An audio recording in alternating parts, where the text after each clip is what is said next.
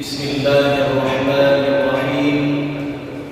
Assalamualaikum warahmatullahi wabarakatuh.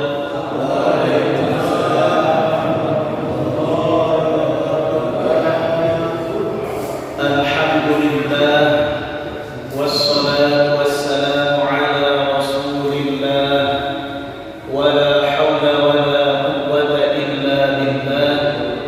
Allahumma salli wa sallim wa karrim wa 'azzim wa zid wa barik wa tarahham wa tahannan ala 'abdika wa habibika wa rasulika nabiyyina al-karim Muhammad bin Abdillah wa ala alihi wa azwajihi wa dhurriyyatihi wa ashabihi wa man tabi'ahum bi ihsanin ila yaumiddin. Amma ba'du, yang sama-sama kita hormati segenap Dewan Kemakmuran Musalla Alfiyah Al-Istiqamah beserta segenap jajarannya, yang kecil tak disebut nama, yang besar tak dihimbau gelar. InsyaAllah mudah-mudahan semua kita yang hadir di majelis yang diliputi dengan rahmat, maghfirah, keberkahan dari Allah Ta'ala ini, mudah-mudahan senantiasa berada dalam keadaan sehat afiat. Amin ya rabbal alamin. Alhamdulillah, tak pernah bosan-bosannya dan tidak patut, tidak layak, tidak pantas kita selaku hamba Allah merasa bosan untuk mensyukuri nikmat dan karunia Allah. Karena sejatinya harusnya kita ini tahu diri, ada rasa malu. Allah senantiasa menitipkan, mencurahkan nikmat, menganugerahkan berkat kepada kita.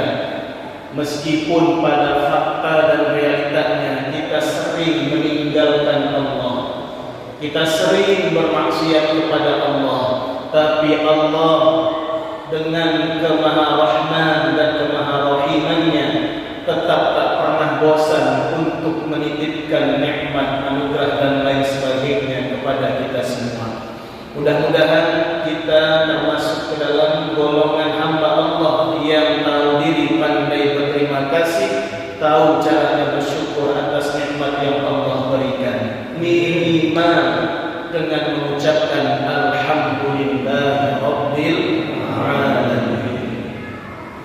Kemudian salawat salam senantiasa tercurah limpahkan kepada baginda Nabi Muhammad sallallahu alaihi wasallam, dengan senantiasa kita melazimkan, membiasakan membaca salawat Allahumma salli wa sallim ala sayyidina Muhammad wa ala ali sayyidina Muhammad.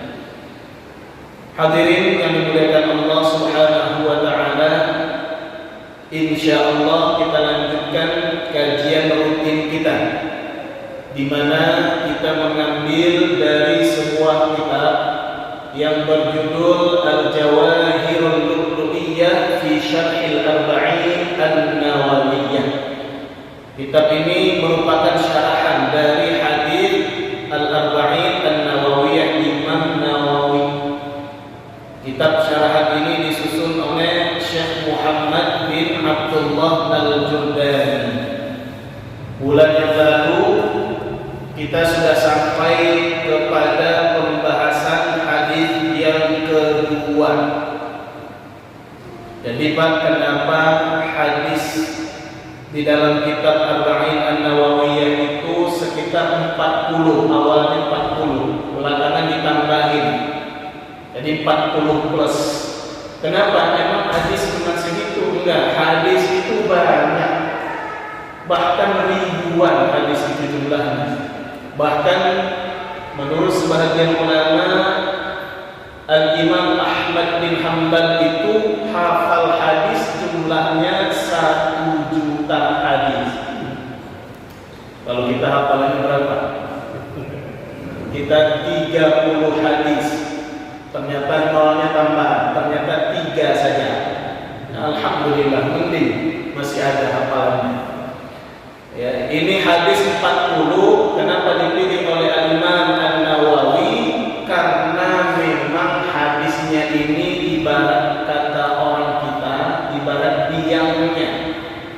Makanya hadis satu itu kadang penjelasannya, syarahnya itu sangat-sangat panjang. Dan memang kalau kita ngaji, belajar itu memang harus alon-alon. Nggak bisa kita kejar target, kejar tayang. Pengennya cepat khatam, ini lain lagi. Jadi kalau di dalam istilah dunia kelahiran atau persalinan ada istilahnya bayi lahir prematur, maka jangan sampai kita ini merupakan alumni ngaji yang terlahir prematur juga. Kenapa? Berarti takutnya kita ini ngejar target, kejar tayang, tapi tidak ada yang kita dapatkan meskipun sedikit dari ilmu yang kita pelajari. Na'udzubillah min dzalik. Baik hadirin dimuliakan Allah Subhanahu wa taala.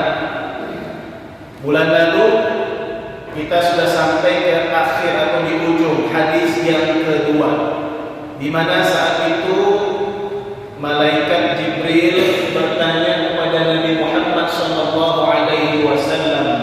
tentang hari kiamat.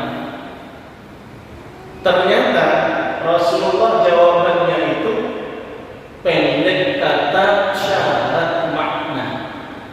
Mal mas'ulu anha bi'a'lama minas sa'il. Yang ditanya, kata Nabi, tidak lebih tahu jawabannya daripada yang bertanya. Berarti apa? Ini dua-duanya nggak ada yang tahu kapan kiamat terjadi. Itu kesimpulan pertama. Kalau begitu kata malaikat Jibril, kasih tahu an amaratiha. Tentang amarat itu artinya alamat, tanda-tanda kiamat, ciri-cirinya, kisi-kisi kiamat, ada dong tandanya. Kemudian Rasulullah pun menyebutkan dua di dalam hadis ini.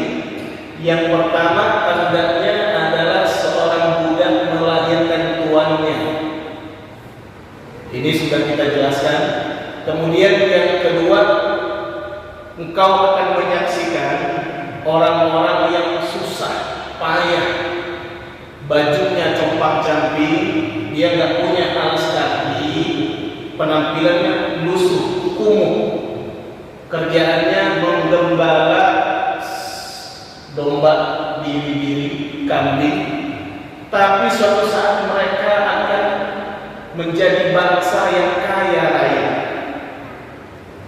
Makanya tafsiran yang paling kuat terhadap hadis ini syarahannya adalah bangsa Arab. Ya taqawwalu fil bunyan, mereka akan berlomba-lomba membangun bangunan yang tinggi, megah, pencakar langit. Kemarin sudah kita jelaskan contohnya itu Burj Khalifah, letaknya di Dubai. Gedung pencakar langit paling tinggi hari ini ada di sana. Lebih kurang 823 meter ke atas, hampir 1 kilo, luar biasa. Dulu orang Arab miskin, dulu ekonomi Arab sulit. Hari ini kita lihat Qatar, kita lihat Dubai, kita saksikan Kuwait, Arab Saudi dan negara-negara Arab yang lainnya sudah banyak yang sangat maju. Peradabannya sungguh luar biasa. Nah, cuma disebutkan oleh Rasulullah dalam hadis ini cuma dua itu. Nah, ada nggak tanda-tanda kiamat yang lain? Banyak. Makanya di dalam kitab judulnya As-Sa'ah wa Asyratuha, kiamat beserta dengan tanda-tandanya. Kitab ini disusun oleh Syekh Salim Ulwan. Hampir sama ya tebalannya dengan kitab ini. Beliau menyebutkan alamatus sa'ah, tanda-tanda kiamat, tanqasimu ila qismaini, terbagi ke dalam dua. Alamatul sa'atil, pertama surah, tanda kiamat, tandanya tanda kecil. Yang kedua kata beliau alamatus sa'atil kubra, tanda-tanda kiamat tapi jenisnya Jadi ada tanda kiamat yang kecil, ada tanda kiamat yang besar. Kemarin baru sempat kita bahas 4 poin. Tanda kiamat kecil yang pertama adalah mautun Nabiyil A'zam Muhammadin sallallahu alaihi wasallam. Wafatnya baginda Nabi. Meskipun kami secara pribadi kurang sepakat dengan beliau dalam hal wafatnya baginda Nabi itu merupakan tanda kiamat besar pertama. Kalau dalam kitab beliau tanda kiamat kecil. Rasa-rasanya di bawah, di atas kolong langit dunia ini tidak ada satu makhluk pun yang kemuliaannya menyamai, jangankan melebihi, menyamai Rasulullah saja tidak ada. Ya, jadi itu pertama, tanda kiamat itu adalah wafatnya baginda Nabi. Kemudian tanda kiamat yang kedua adalah Fathu Baitul Maqdis, penaklukan Baitul Maqdis Palestina. Ini sudah terjadi, jawabannya sudah. Sejarah mencatatlah penaklukan Baitul Maqdis Palestina itu 2 kali. Yang pertama terjadi di masa Khalifah Umar bin Khattab radhiyallahu anhu. Ini yang pertama kali pembebasan Palestina. Itu terjadi sekitar tahun Hisana 16 minal Hijrah, 16 Hijriah.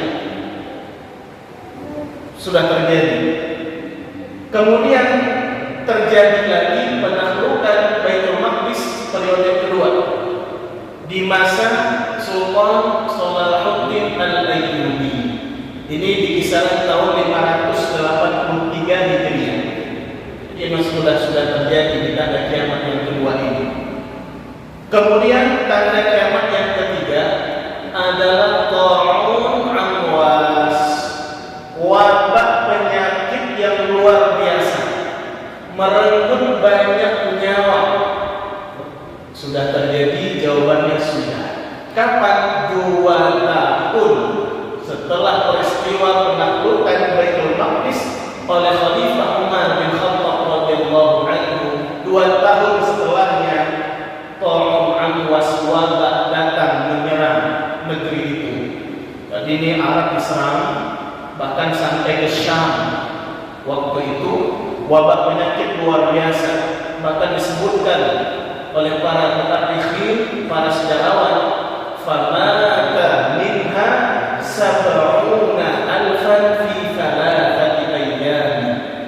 Jadi wabah waktu itu Pak menewaskan 70.000 orang dalam waktu hanya 3 hari.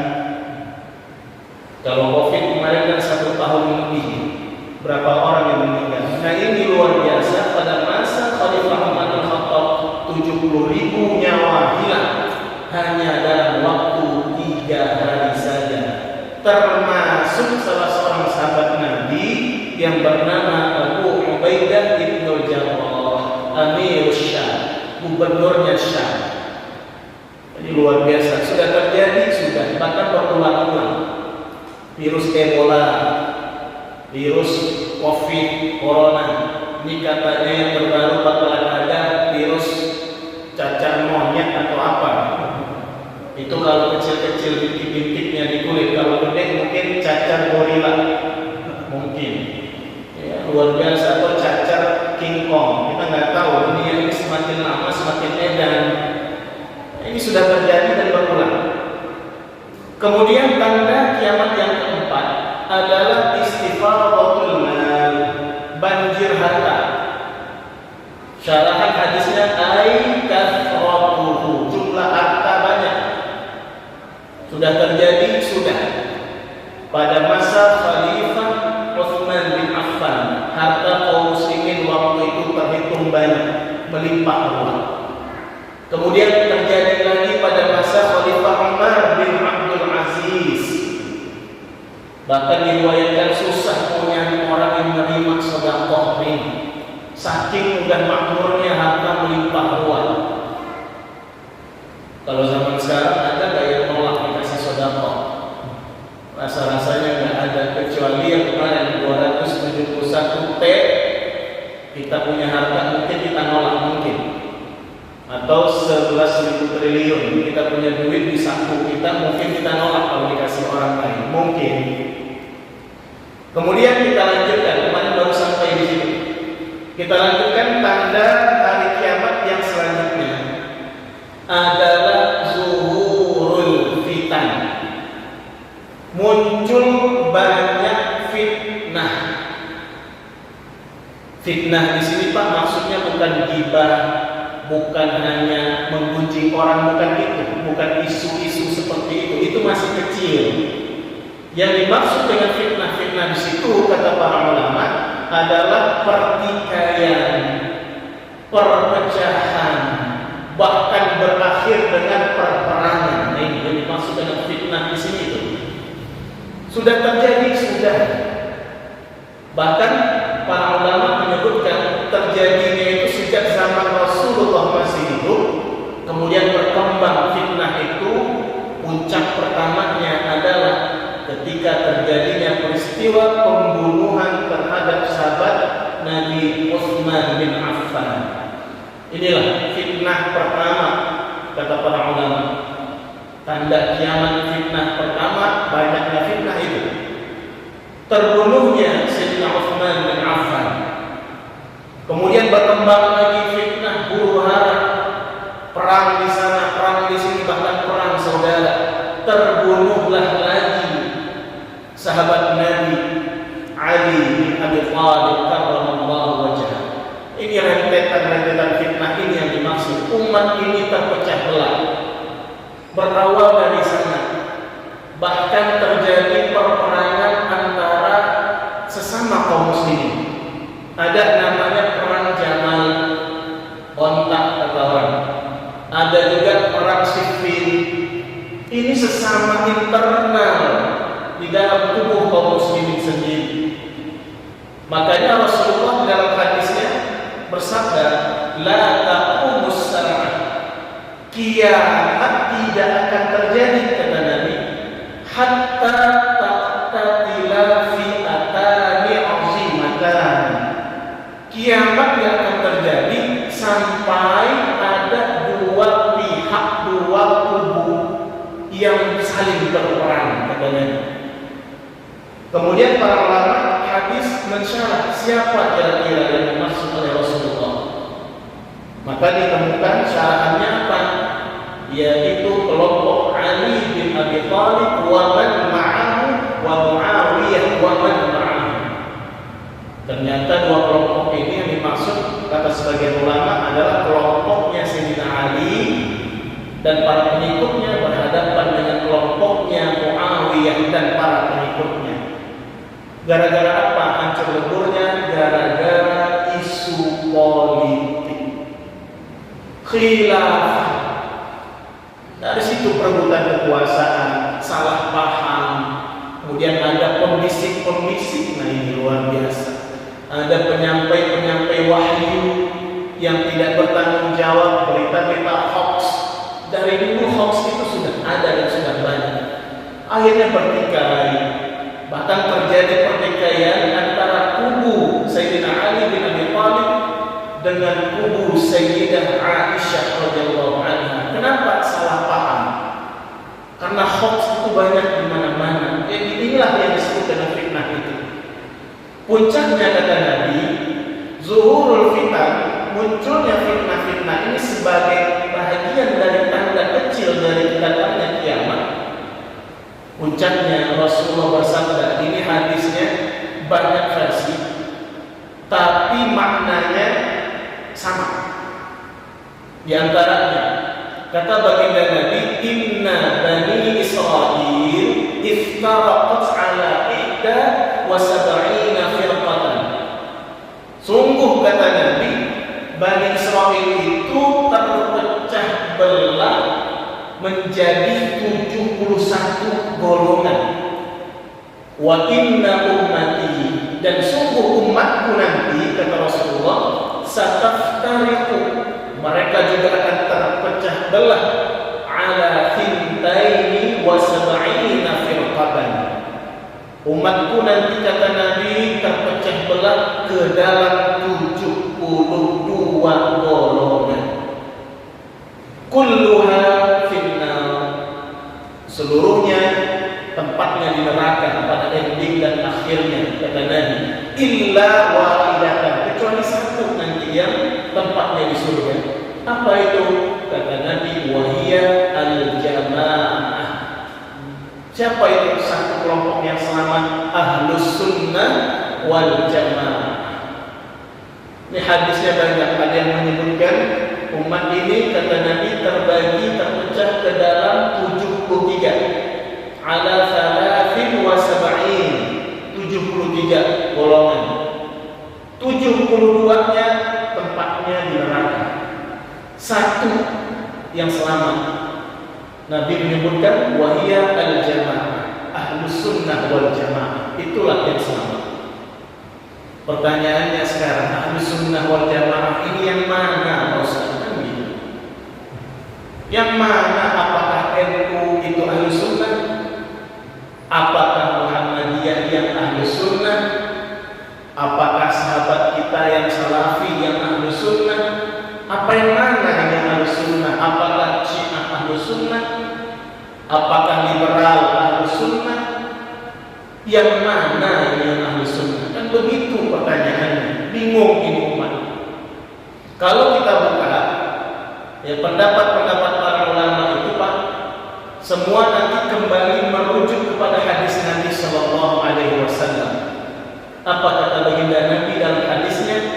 Innallaha la yajma'u ummati ala dhalalatin. Sesungguhnya Allah, kata Rasulullah, tidak akan mengumpulkan umatku di dalam kesesatan. Jadi umatnya Rasulullah itu yang ahlus sunnah itu tidak akan Allah biarkan sesat.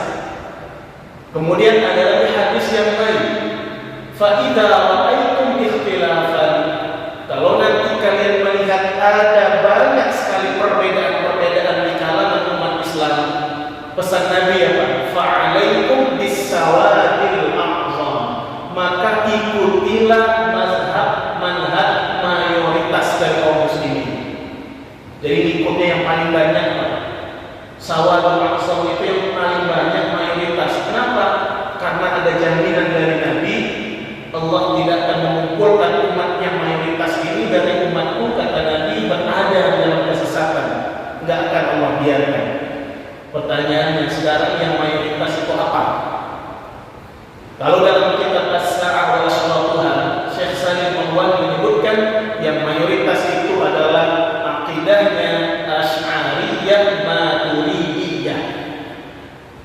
Kalau kita terjemahkan sekarang, Pak, Asy'ari Maturidi itu gimana, Ustaz? Simpelnya akidah yang kita yakini sekarang, yang sifat 20, sifat wajib, sifat mustahil, itu yang dimaksud. Itu Asy'ariyah namanya Maturidiyah.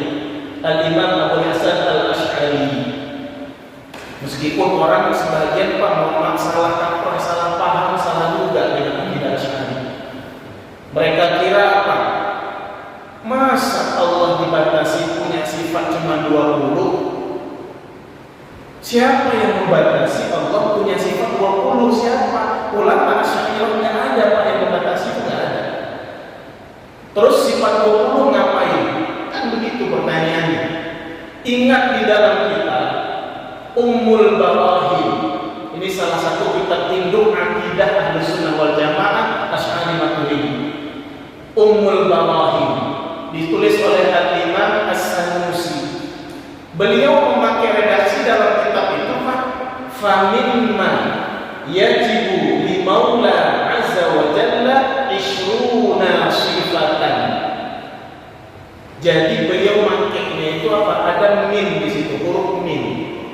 Famin ma, kalau orang paham bahasa Arab, ngerti ilmu nahwu, paham ilmu alat, nggak akan dia menyalahkan akidah Asy'ari, nggak mungkin mereka menyalahkan. Masalahnya terkadang yang nyalah-nyalahin ini nggak ngerti bahasa Arab ini akhirnya.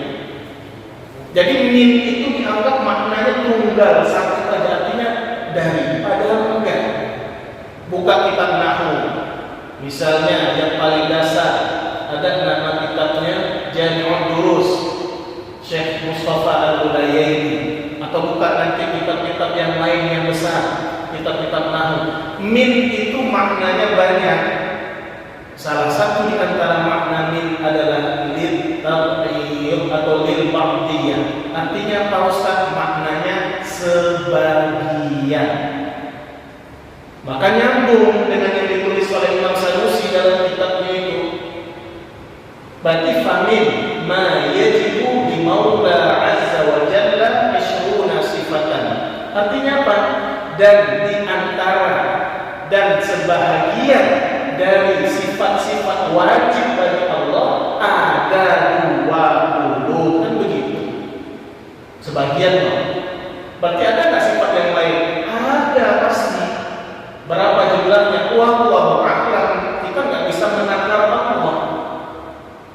Terus kenapa cuma 20? Karena inilah yang mampu kira-kira dicerna oleh manusia saat ini. Jangankan yang lebih banyak dari itu, yang 20 aja kita keteteran, nggak sanggup memahami. Jadi kalau begitu boleh nggak? Kalau nanti ada yang mengatakan sifat Allah 50, sifat Allah 100, ya boleh.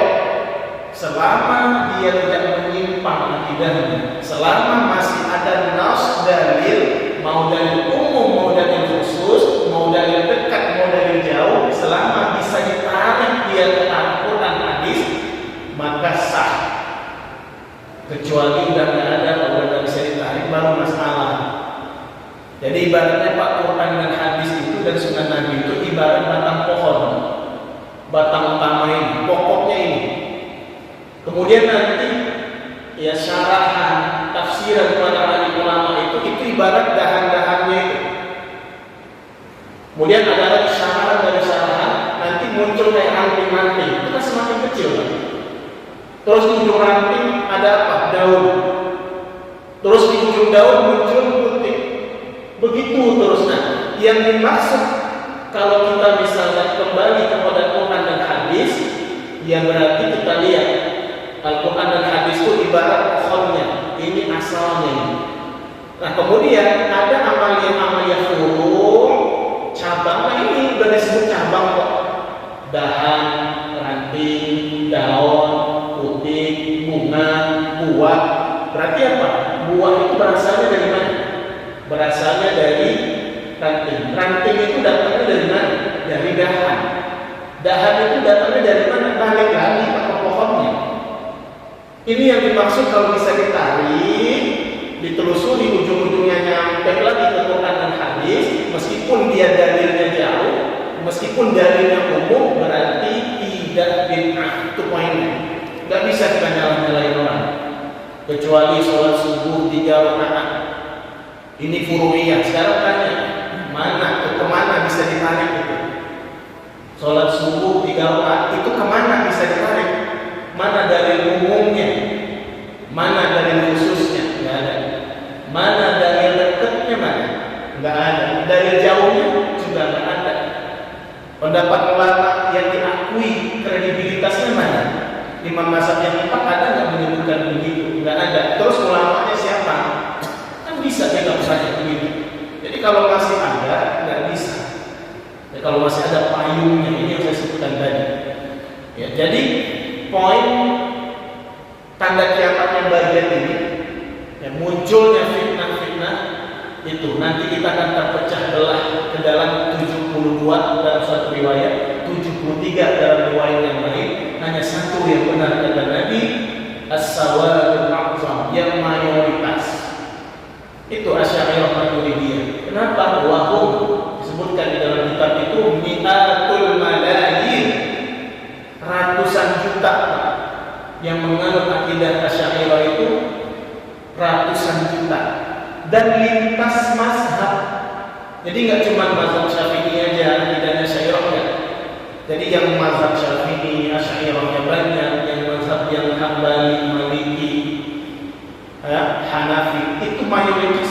Yang mazhab mereka dalam akidah itu Asy'ariyah Maturidiyah. Meskipun begitu, kita nggak boleh cepat-cepat nyalahin orang. Poinnya itu, jangan sampai kita merasa kita ini panitia surga, nggak bisa. Meskipun ulama menyebutkan kita ini mazhab Asy'ariyah ini lagi ahlu sunnah, tapi jangan sekali-kali mengeluarkan saudara kita yang berbeda paham dalam bab furu', kecuali bab usul.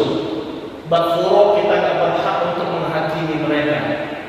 Tak khawatir nanti menghakimi orang. Ingat, siapa orang yang mengkafirkan seseorang yang bersyahadat, itu nanti efeknya akan kembali kepada orang yang mengkafirkan. Ini bahayanya. Cari aman aja. Kecuali sudah jelas-jelas kekafirannya dalam bab usul pokok agama. Kita rukun Islam kita 5, rukun iman kita 6. Dia beda sama kita, misalnya 10, misalnya 12. Nah, ini perlu diteliti, baru ada masalah. Sholat subuh kita 2 rakaat, referensinya dia 3,5 misalnya. Nah, itu baru masalah. Bagi kita sholat Jumat wajib, kecuali bagi orang yang ada musuh. Bagi dia tidak perlu, tidak wajib. Nah, ini baru ada masalah. Ya, kita harus berbesar hati kalau dalam bab masalah furu'. Hadirin dimuliakan Allah Subhanahu wa taala. Jadi ini babnya terjadinya fitnah. Sudah terjadi dan akan sering terjadi. Kemudian tanda kiamat yang selanjutnya adalah kathratul qatli. Banyak terjadi peristiwa pembunuhan.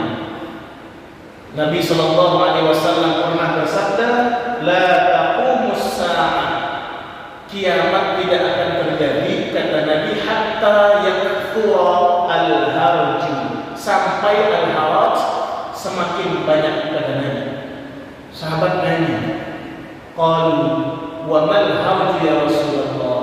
Wahai Rasulullah, al-haraj itu apa? Kata Nabi akan ulang 2 kali ya Rasulullah. Al-harju artinya adalah al-qatslu. Al-qatslu kata Nabi, pembunuhan kata Nabi. Ini hadisnya sahih, diriwayatkan oleh Imam Abu Husain Muslim bin Al-Hajjaj bin Muslim Al-Qushayri An-Nisaburi, atau kita kenal dengan nama Fenan Imam Muslim. Sekarang kita lihat, banyak tak terjadi pembunuhan? Banyak banget. Rasa-rasanya nyawa saat ini murah. Entah itu orang tua bunuh anak, entah itu anak yang nyekek orang tua, suami bunuh istri, istri bunuh suami. Ini ada sekarang. Mungkin kalau kita dengar suami bunuh istri itu masih gimana ya rasanya? Mungkin masih di logika masih masuk. Yang terbaru istri bunuh suami, suaminya dibakar, Pak. Jadi memang menyala itu, suaminya dibakar. Ternyata istrinya ini polwan, suaminya polisi, istrinya polwan. Bahkan ketemu lawan yang seimbang. Kalau lawan seimbang laki bini kan begitu. Katanya suaminya ini hobi judi. Informasinya, istrinya ini kesel, beri nasihat, nggak mau, dilarang, nggak mau berhenti. Akhirnya mungkin hilang kesabaran. Suaminya ini diborgol, habis diborgol Pak, dibakar. Tuh, luar biasa saat ini, macam-macam. Belum lagi orang tua yang dibunuh anaknya. Gara-gara apa? Mau minta beli motor, tidak kesampaian. Akhirnya nyawa ibu ayahnya dihabisi. Ini tanda-tanda di antara tanda-tanda kecil hari kiamat, kata Nabi, kathratul qatli. Banyak terjadi pembunuhan demi pembunuhan. Nauzubillah min dzalik. Kemudian tanda kiamat berikutnya apa? Tanda kiamat yang berikutnya itu mungkin barangkali ini terakhir karena memang waktu semakin dekat. Apa itu? Qabdul ilmi wa zuhurul jahli. Ini tanda kiamat berikutnya. Qabdul ilmi wa zuhurul jahli. Artinya Allah tercabutnya ilmu, wa zuhurul jahli, dan mewabahnya, menyebarnya kebodohan.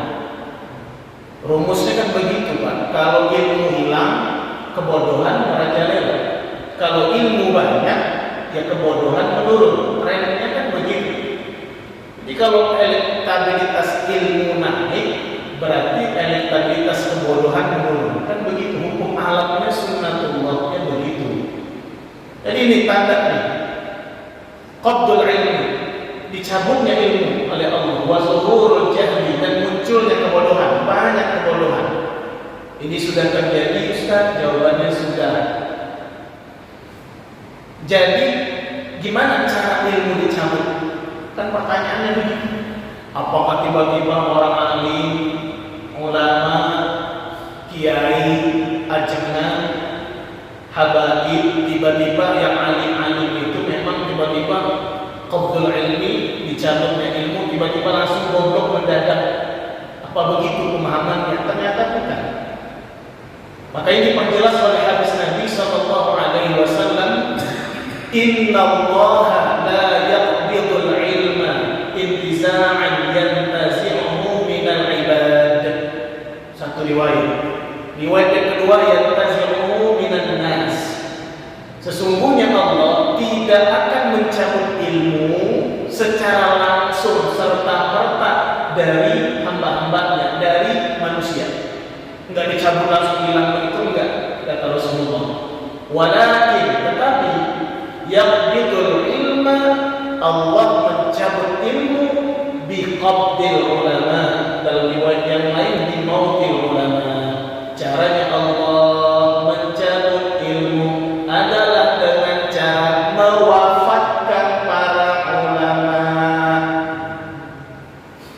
Jadi orang alim meninggal, para masyayikh wafat, para kiai yang alim yang soleh meninggal dunia. Nah inilah qabdul ilmi. Ilmu dicabut itu dengan cara mewafatkan.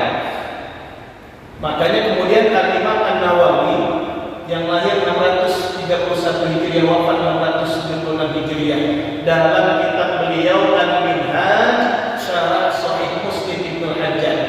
Ini kitab syarahan dari hadis-hadis sahih Imam Muslim. Apa kata beliau? Karena memang hadis itu tadi riwayat Imam Muslim. Dikomentari oleh Imam Nawawi. Cara Allah mencabut ilmu bukan dengan mendelete, menghapus hafalan-hafalan alim ulama itu. Orang alim tiba-tiba hafalannya hilang, ilmunya dicabut dari dada, tidak begitu. Tetapi maknanya qabdul ilmi, ilmu dicabut, kata beliau, annahu yamutu hamalatuhu.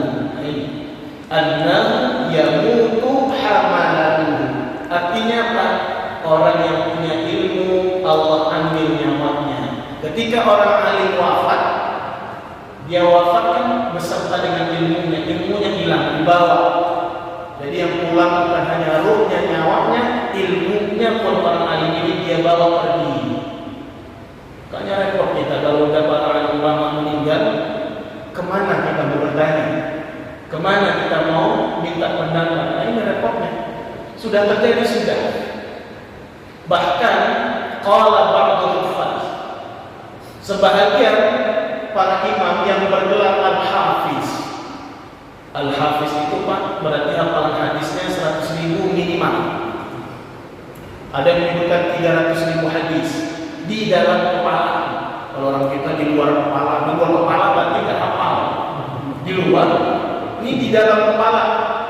Saya dulu dibilang dia itu pintar, dia hafal di luar kepala. Dulu saya iya aja. Kalau sekarang di luar kepala berarti enggak. Kita ubah di dalam kepala. 300.000 hadis, minimal 100.000 hadis.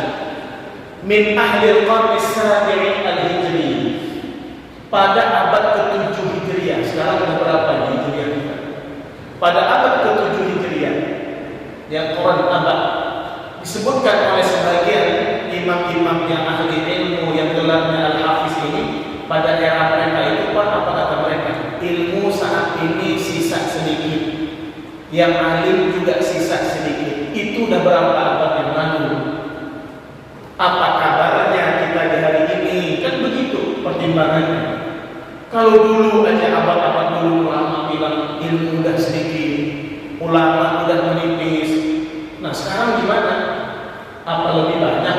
Yang ada pasti lebih sedikit, lebih menipis, lebih menipis, lebih menipis. Itu tanda kiamat semakin mendekat. Nah kemudian dilanjutkan hadis itu, apa kata Nabi? Hatta lam yabqa, riwayat yang pertama. Hatta lam yatsruq, riwayat yang kedua, aliman. Sehingga ulama sudah meninggal sampai tidak tersisa orang alim yang kompeten dan ada Udah nggak ada orang alimnya, orang yang paham fikih udah nggak ada, yang paham Quran hadis sudah nggak ada. Sampai begitu keadaannya, ittakhadhan nasu ru'usan juhala, kata Nabi. Kemudian apa, orang-orang ini ulama udah sulit dicari, akhirnya orang-orang ini ngambil sembarangan aja, milih sembarangan aja pemimpin-pemimpin yang bodoh. Pemimpin dalam apa? Satu, urusan dunia, apalagi yang kedua, pemimpin yang bodoh dalam urusan akhirat. Artinya apa? Kalau milih pemimpin, pilih pemimpin yang bodoh, yang enggak kompeten. Kalau dia memilih ulama, dia memilihnya apa? Mohon maaf, yang enggak kompeten. Ini terjadi sudah banyak. Bahkan kemarin itu beberapa waktu sempat saya melihat video. Di video itu Pak ada dua yang saya temukan. Yang satu ini profesor doktor, berarti S3, guru besar profesor, punya pesantren, tapi beliau ini bukan basicnya agama, bukan. Basicnya umum, sekolahnya umum. Kalau nggak salah profesor fisika atau kimia, saya lupa. Tapi punya pesantren. Dijadikan figur kiai oleh masyarakat di sekitarnya, dianggap orang alim dalam agama. Nah, di sini kacaunya kita. Ketika beliau itu berbicara pasal agama, padahal bukan bidang keahliannya, meskipun profesor, tapi kan bukan bidang agama, bidang umum fisika atau kimia. Beliau ngomong apa? Surah Al-Qari'ah itu, kata beliau, Al-Qari'ah itu artinya bukan surah hari kiamat, bukan, salah kita selama ini. Ini kata beliau. Jadi Kementerian Agama itu salah. Ini para ustadz dari kita selama ini salah memahami, mengartikan makna Al-Qari'ah. Bukan hari kiamat artinya Al-Qari'ah.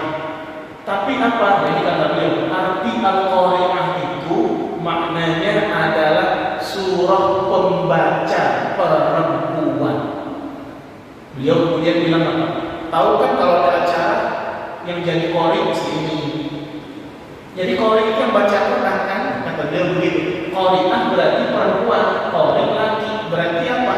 Surah Al-Qari'ah artinya adalah surah pembaca perempuan, bukan surah hari kiamat.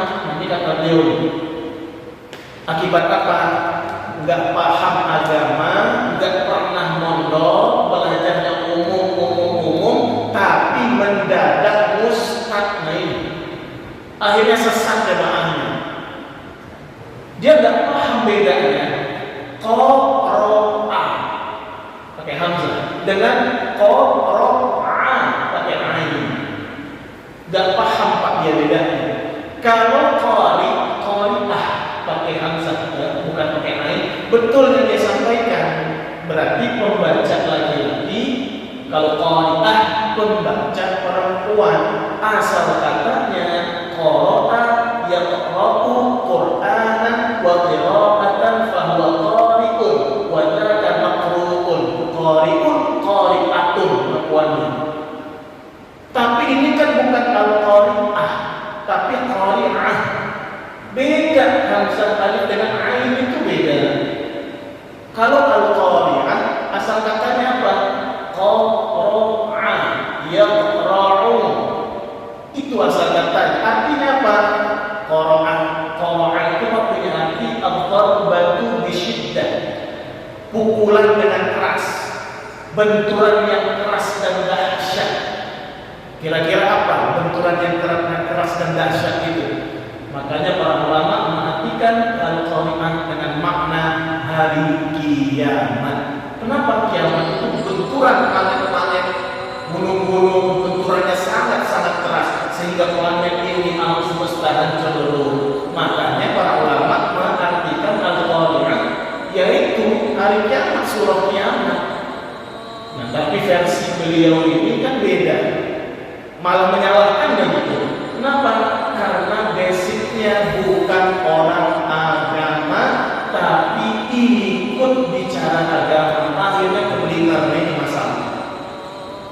Kemudian yang kedua, ada seorang doktor pada S3,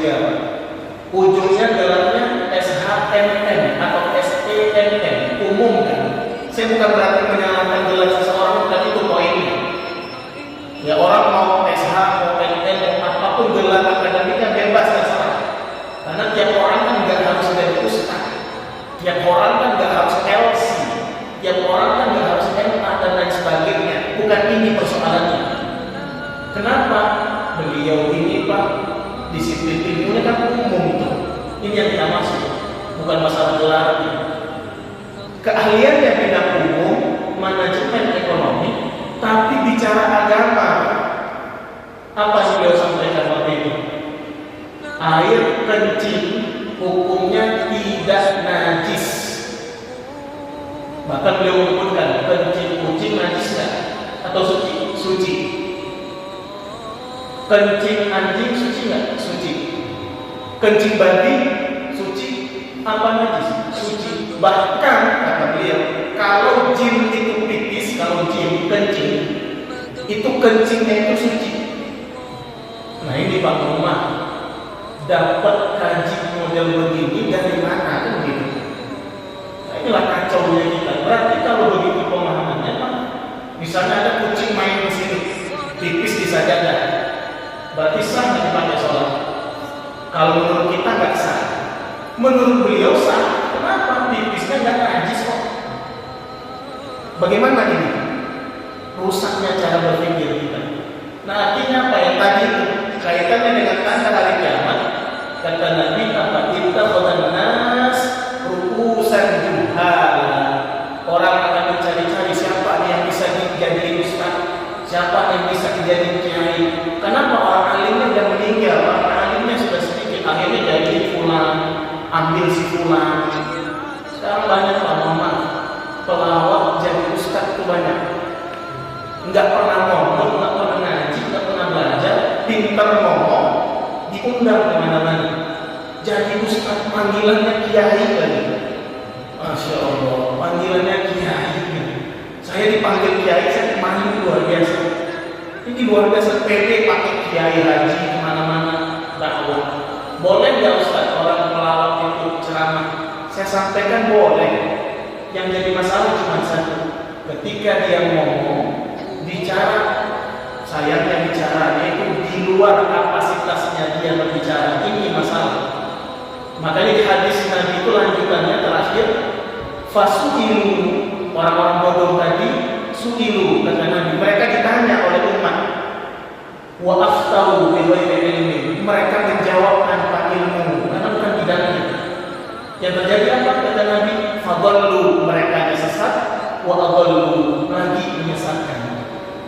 Jadi orang yang diustadin tadi padahal bukan bidangnya, ditanya oleh jamaahnya, dia jawab. Sayangnya jawabnya bukan tanpa ilmu, didasari tidak ada ilmunya, pintar-pintar dia saja jawab. Akhirnya apa? Jawabannya membuat yang menjawab sesat dan yang mendapatkan jawaban juga tersesatkan. Sesat menyesatkan, na'udzubillah. Ini tanda-tanda hari kiamat. Jadi bukan masalah siapa, berarti bukan semua orang boleh bicara agama. Semua orang boleh bicara agama. Yang penting pastikan sesuai dengan kapasitasnya dia bicara. Orang tak pernah mondok, nggak tahu belajar akidah, tapi pas ceramah dia bahas akidah. Ini masalah. Orang nggak pernah belajar tafsir, tiba-tiba ngajar tafsir Quran. Ini masalah. Jadi jangan dipelintir hadis Nabi, balighu anni walau ayat. Kan Nabi bilang, sampaikanlah dariku walaupun satu ayat. Iya anni dari Rasulullah. Dia tahu nggak itu dari Rasulullah atau bukan? Kan ada ilmunya. Walau ayat. Berarti apa? Pastikan dulu sebelum kita bicara, murojaah dulu.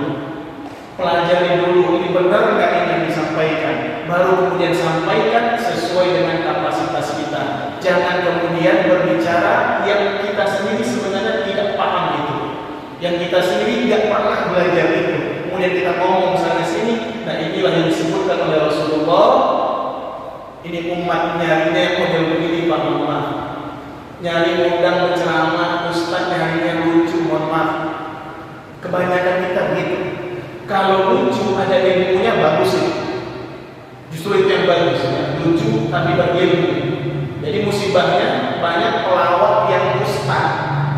Ini musibah. Kalau dia belajar nggak ada masalah. Sayangnya kan banyak yang belajar.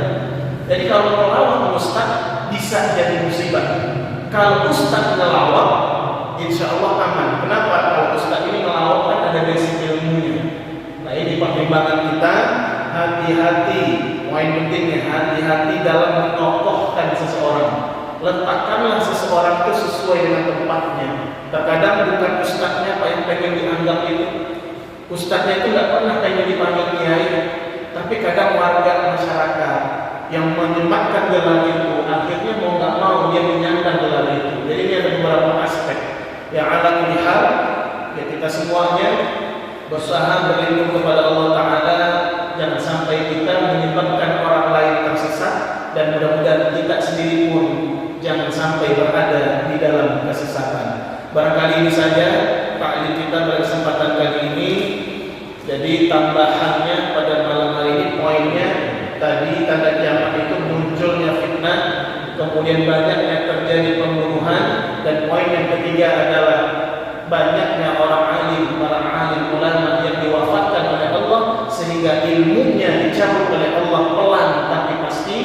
Kemudian zuhurul jahli dan kebodohan pun semakin meluas. Na'udzubillah min dzalik. Barangkali ini saja yang dapat kami sampaikan. Yang benar datangnya tentu dari Allah, yang keliru datangnya tentu dari diri kami sendiri. Kepada Allah kami mohon ampun, kepada jamaah kami mohon maaf apabila ada salah-salah kata, salah-salah ucap kami bicara. Apabila ada yang perlu hati berperistiwa, mohon dibukakan pintu maaf yang seluas-luasnya. Marilah kita tutup taklim kita ini dengan membaca doa kafaratul majlis. Subhanakallahumma wa bihamdika asyhadu an la ilaha illa anta astaghfiruka wa atubu ilaik. Wallahu a'lam bis-shawab wa ilayhi al-marji'u wal ma'ab. Assalamu alaikum warahmatullahi